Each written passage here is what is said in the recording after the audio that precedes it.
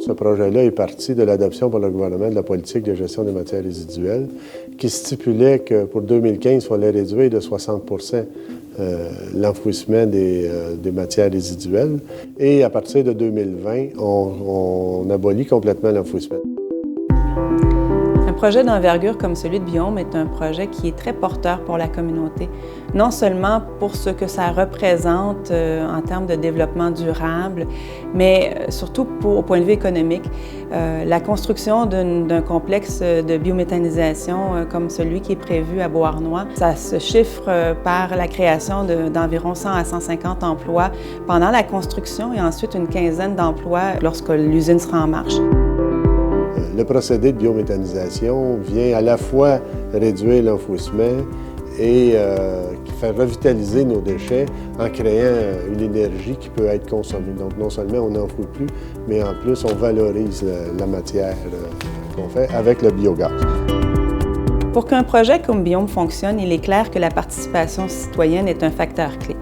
Les citoyens sont tributaires du succès de l'entreprise qu'on est en train de bâtir collectivement, parce que c'est leur participation à la troisième voie, donc à la valorisation des matières organiques, qui va faire en sorte que ce qu'on va pouvoir produire à notre usine de biométhanisation va être de qualité, va fonctionner et va être là en quantité suffisante pour développer un secteur économique durable, porteur pour l'ensemble de notre population.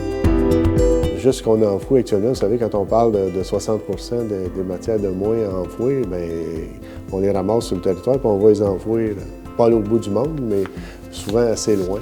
Déjà, en termes d'économie de gaz à effet de serre, c'est aussi une notion importante qui est là-dedans. Donc, c'est ça, en gros, qui nous a amenés. C'est une question environnementale puis de développement durable. Beaucoup ont déjà commencé à faire ce tri de matières qui sont à valoriser, notamment lorsqu'on fait quand on ramasse nos feuilles mortes à l'automne et qu'on les met dans des sacs pour une collecte spéciale, c'est déjà donc un premier pas vers ce tri-là.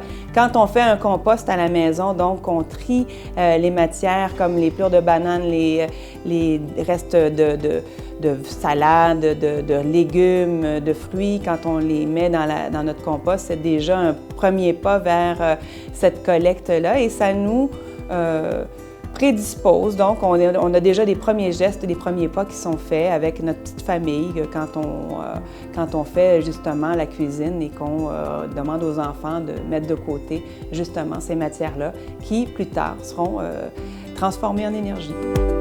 Ce qu'on a fait, ça a été de s'associer deux MRC ensemble, donc Roussillon et Beauharnois-Salaberry. On représente quand même près d'1 quart de million de population et on va générer comme 30 000 tonnes de matière récupérable. Ça justifie l'aménagement d'une usine de biométhanisation.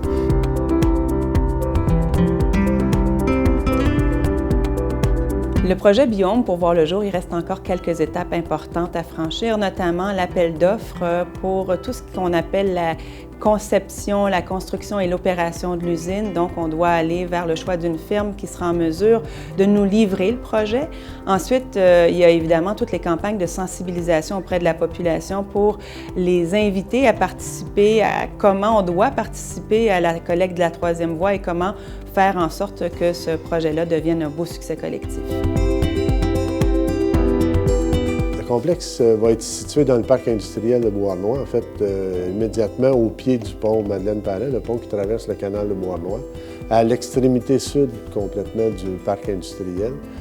Le site a été choisi à partir d'une analyse où il y avait une cinquantaine de critères qui ont été tenus en compte. L'avantage du parc industriel de Beauharnois, le réseau de gaz naturel est déjà rendu sur place. Donc ça a été un élément majeur. Et il se trouve quand même à près de 2 km des résidences, tout près de l'autoroute. Donc le camionneur qui va aller vers ce site-là n'aura pas à traverser la ville, n'aura pas d'ailleurs à traverser aucune ville puisque ça va s'emmener directement sur l'autoroute. Et immédiatement, la sortie de l'usine va être située là.